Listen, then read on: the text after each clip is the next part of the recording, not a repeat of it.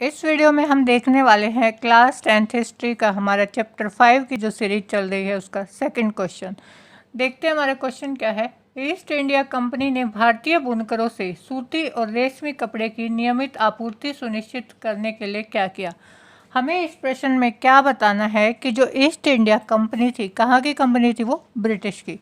उन्होंने जो भारतीय बुनकर थे उनसे सूती और जो रेशमी कपड़े थे वो नियमित आपूर्ति, मतलब लगातार वो उनसे जो है उनकी आपूर्ति, मतलब उनसे वो लेते रहे जो है कपड़े, उनकी आपूर्ति सुनिश्चित करने के लिए क्या किया। उन्होंने ऐसा क्या किया कि जिससे जो भारतीय बुनकर हैं वो सिर्फ ब्रिटिश की जो ईस्ट इंडिया कंपनी है उसे ही अपना माल बेचे, किसी और कंपनी को नहीं। तो देखते हैं। फर्स्ट है, ईस्ट इंडिया कंपनी ने कपड़ा उद्योग में सक्रिय व्यापारियों और दलालों को समाप्त करने का प्रयास किया। उसके लिए उन्होंने वेतनभोगी कर्मचारी गुमास्ता की भर्ती की। अब जो ईस्ट इंडिया कंपनी थी उन्होंने क्या किया, व्यापार में सक्रिय व्यापारी और दलाल। इसका मतलब क्या है कि जो हमारे जो लोकल लेवल पे हमारे जो भारत के जो व्यापारी थे, जो दलाल थे, जो व्यापार चलाते थे, सामान जो है का आयात निर्यात करते थे, उनका जो है इंटरफेयर जो है वो बंद करने की कोशिश की, मतलब उनको समाप्त करने का प्रयास किया। इसके लिए उन्होंने क्या किया, वेतनभोगी कर्मचारी गुमास्ता जैसे मैंने एक पहले प्रश्न में भी आपको बताया था, ये एम्प्लॉय होते थे ईस्ट इंडिया कंपनी के, जो ये देखते थे कि जो बुनकर हैं वो अपना माल किसी और कंपनी को तो नहीं बेच रहे, या फिर उसकी जो भी उन्होंने माल तैयार किया है उसकी क्वालिटी कैसी है। इन सब चीज़ों के लिए उन्होंने जो है वेतनभोगी, जो सैलरी पे उन्होंने गुमास्ता रख लिए। अब इन गुमास्ताओं ने क्या किया, गुमास्ता का मुख्य काम बुनकरों पर निगरानी रखना, तैयार माल इकट्ठा करना और तैयार माल की गुणवत्ता की जांच करना था। गुमास्ता ये देखते थे कि जो बुनकर हैं उन्होंने जो माल तैयार किया है, क्या वो जो है हमें जो उसकी क्वालिटी जैसी चाहिए थी वैसी है भी या नहीं। वो उनसे माल इकट्ठा करते थे और कंपनी को जो है देते थे। सेकंड क्या है, कंपनी ने बुनकरों को कच्चा माल खरीदने के लिए कर्ज देना शुरू कर दिया। अब कंपनी ने क्या किया, जो बुनकर थे, जो कपड़ा बुनने का काम करते थे, उनको जो है कच्चा माल खरीदने के लिए कर्ज देना शुरू कर दिया।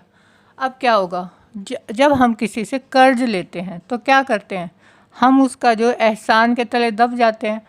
जब कर्ज हमने उससे लिया है तो फिर वो जो ब्रिटिश कंपनी है क्या करेगी, जो हम सामान बनाएंगे, उस तैयार करेंगे उस कच्चे माल से, जो भी वो हमें क्या करना पड़ेगा, वो कंपनी को ही बेचना पड़ेगा। हमारे पास कोई और ऑप्शन नहीं होगा। क्यों, उस समय पे जो है फ्रांसीसी, डच, पुर्तगाली, ये सारी कंपनियां भी जो है भारत में व्यापार करती थी। लेकिन अगर हम ब्रिटिश ईस्ट इंडिया कंपनी से सामान, कच्चा माल खरीद रहे हैं तो हम मजबूर हो जाएंगे कि हम अपना तैयार माल भी जो है उन्हीं को देंगे। कर्ज के लिए बुनकरों पर तैयार माल किसी दूसरी व्यापारी को बेचने पर पाबंदी लगा दी।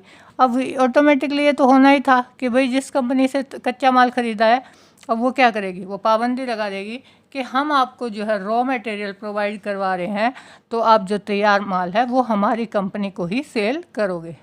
उन्होंने कच्चा माल सस्ते दामों में खरीद कर लागतों में कमी कर दी। अब क्या किया, जो कर्ज देती थी ब्रिटिश कंपनियां, वो ना सिर्फ बुनकरों को बल्कि किसानों को भी कर्ज देती थी। तो किसान भी कर्ज लेकर क्या करते थे, अपनी पैदावार जो है ज़्यादा से ज़्यादा बढ़ाने के लिए कर्ज ले लेते थे।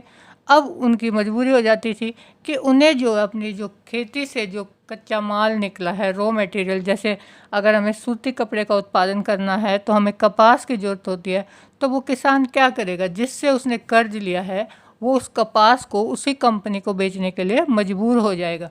तो उससे वो उन्होंने क्या किया, ब्रिटिश कंपनी ने उनसे कम लागत में, मतलब कम पैसों में वो कच्चा माल किसानों से खरीदना शुरू कर दिया। तो उससे क्या हुआ, उसको तो डबल बेनिफिट हुआ। एक तो जो कच्चा माल है वो सस्ता मिल रहा है, ऊपर से जो बुनकर है उनको कर्ज दे रहे हैं, तो तैयार माल है वो भी उनको सस्ता मिल रहा है। डबल बेनिफिट जैसे उन्होंने कमाया हो वहाँ पे। कंपनी ने अपनी राजनीतिक सत्ता का लाभ उठाते हुए कपड़ा व्यापार पर लगभग एकाधिकार जमा लिया। ब्रिटिश ईस्ट इंडिया कंपनी ने क्या किया, जो कंपनी थी वो भारत आई तो थी सिर्फ व्यापार करने के लिए, लेकिन धीरे धीरे उसने जो है यहाँ की रियासतों पर, यहाँ के राजाओं पर जो है अपना कब्जा कर लिया था। अब क्या हुआ कि राजनीतिक सत्ता मतलब राजनीति में उन जो है राजा थे, जो शासक थे उस समय के, अब वो जो है ब्रिटिश कंपनी की जो है बातें मानने के लिए मजबूर थे, उनके तहत उन्हें काम करना पड़ता था। तो लगभग उन्होंने क्या किया, पूरा जो कपड़ा व्यापार भारत का चलता था उस पर अपना एकाधिकार जमा लिया था, पूरा कब्जा कर लिया था। अब जो है कोई और बाहर की कंपनी की, जैसे फ्रेंच है, डच है और पुर्तगाली है, ये सब जो है क्या करते थे, जो है भारत में व्यापार नहीं कर सकते थे।